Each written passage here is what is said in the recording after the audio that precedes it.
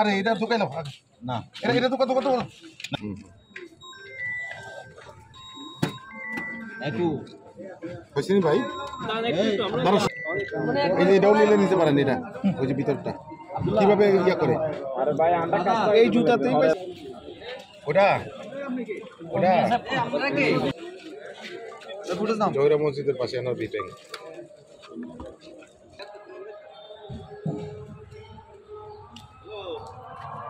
বাস তল্লাশি করি তল্লাশির পরিপ্রেক্ষিতে তার কাছে ইয়াবা থাকার কথা ছিল বাট ইয়াবা তাকে আমরা সার্চ করে পাই নাই আমরা তার কাছে স্বর্ণের তাকে জিজ্ঞাসাবাদ করার পরিপ্রেক্ষিতে তার জুতার সোল থেকে